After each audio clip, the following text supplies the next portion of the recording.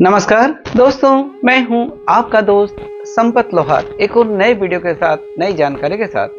मित्रों, आज हम श्रावण मास में किए जाने वाले एक और महत्वपूर्ण व्रत के बारे में आपको बताने वाले हैं और वो है मंगला गौरी का व्रत। मंगला गौरी का व्रत कब किया जाता है, इसके पीछे जुड़ी हुई पौराणिक कथा क्या है और इस व्रत को करने से क्या फल मिलता है, इसका महत्व क्या है, ये सारी जानकारी जो हमारी आस्था पर आधारित है, जो हमारी मान्यता पर आधारित है, हम आपके बीच में साझा कर रहे हैं। मित्रों, मंगला गौरी का व्रत, इसके नाम से स्पष्ट है। मंगला यानी मंगलवार को, गौरी यानी माता पार्वती का, यानी श्रावण मास के मंगलवार के दिन किया जाने वाला माता पार्वती का व्रत मंगला गौरी का व्रत कहलाता है। यह श्रावण मास के मंगलवार के दिन किया जाता है और इसमें माता पार्वती की पूजा की जाती है। इस व्रत को सुहागन स्त्रियां भी करती, विवाहित स्त्रियां भी करती हैं और कुंवारी कन्या भी करती हैं। विवाहित स्त्रियां इस कामना के साथ में इस व्रत को करती हैं, इस व्रत को करने से उनके घर में संतान की प्राप्ति हो, सुख समृद्धि आए और वैवाहिक सुख की प्राप्ति हो। वहीं कुंवारी कन्या इस कामना के साथ में इस व्रत को करती हैं, इस व्रत को करने से उन्हें मनोवांछित मनोनुकूल वर की प्राप्ति हो।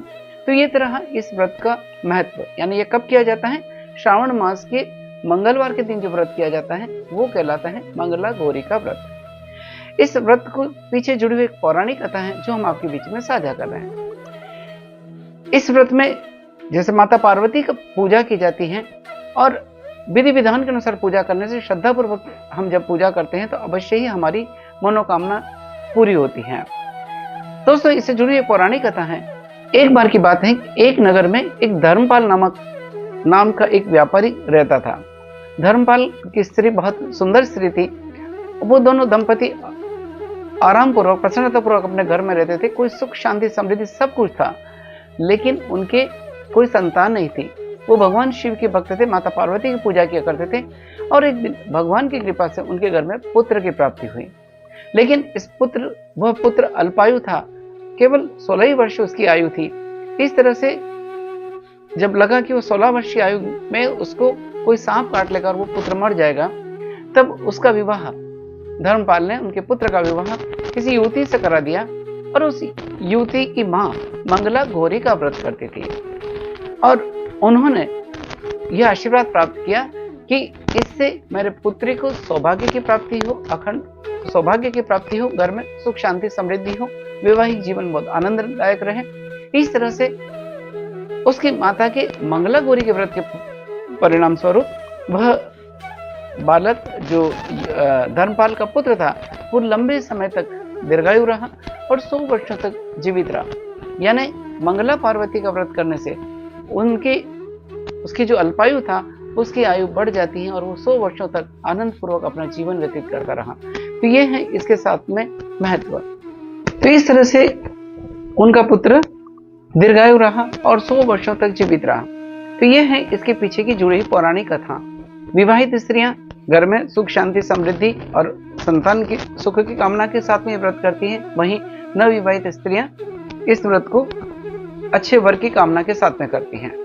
तो ये मंगला गौरी से जुड़ी हुई पौराणिक कथा है।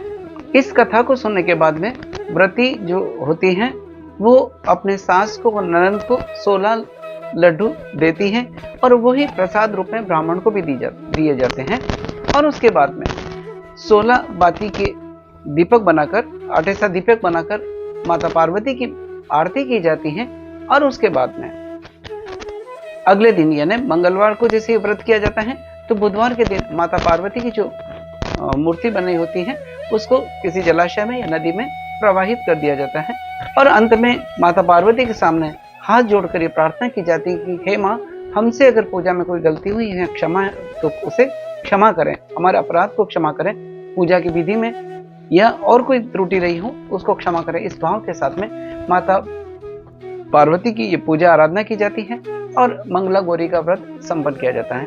तो ये दोस्तों, ये थी इसके साथ में जुड़ी हुई पौराणिक कथा कि क्या है मंगला गौरी का व्रत। दोस्तों, अगर जानकारी अच्छी लगी है इस वीडियो को लाइक करें, शेयर करें, कमेंट करें। इसी के साथ आपके दोस्त संपत लोहार को इजाजत दीजिए। जय हिंद, जय भारत।